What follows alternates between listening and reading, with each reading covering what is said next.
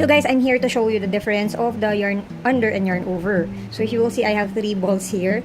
Okay, so this is actually the yarn under, yarn under. This is the combination, yarn under, yarn over, and this is the yarn over, yarn over. So same, I used the same yarn and also used the same hook and same tension. But if you will see here, they have different sizes. Okay, so this yarn over is bigger compared to the yarn under. So we're gonna use the 3mm hook. This is what I used here, the 3mm. So we're gonna start with the magic ring. Okay, I'm just gonna show you. So this is the beginning stitch. So chain 1. The yarn over, we'll do the yarn over first because this is actually the usual or the correct way of crocheting ever since way back. Okay, so it's the yarn over. So what you do is, yarn over is basically the yarn is over the hook. Okay, so the yarn goes over the hook. You get that like that. Okay, so over. So this is the yarn over.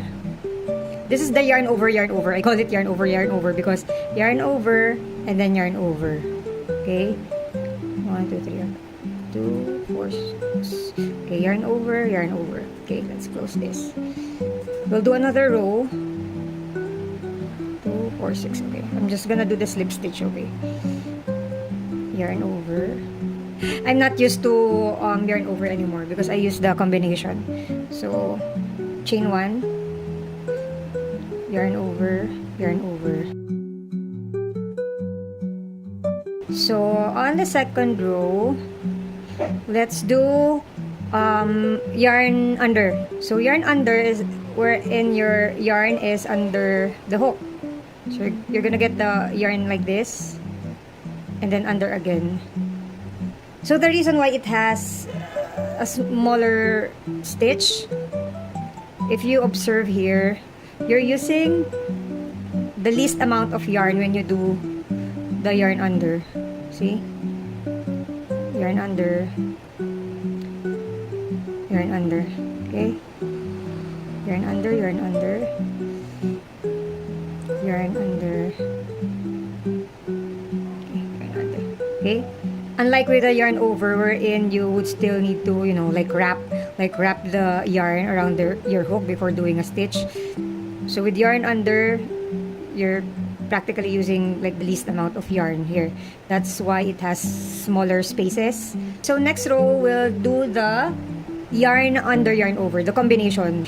When I started crocheting, of course, I got used to the yarn over because that was the normal, you know, stitch to use with crochet.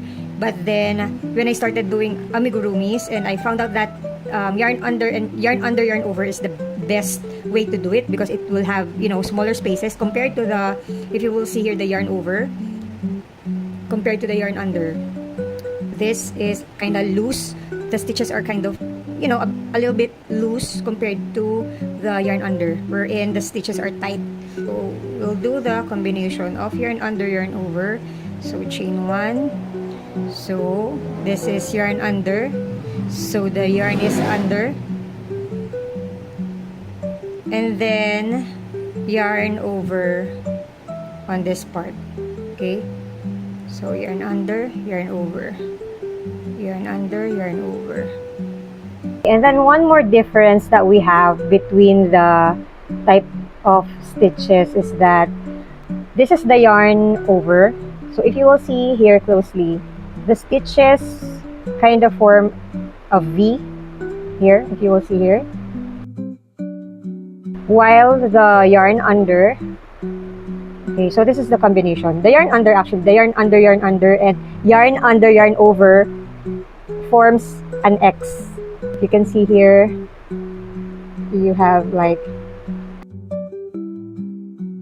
aside from the yarn under having, you know, tighter stitch, it also looks better.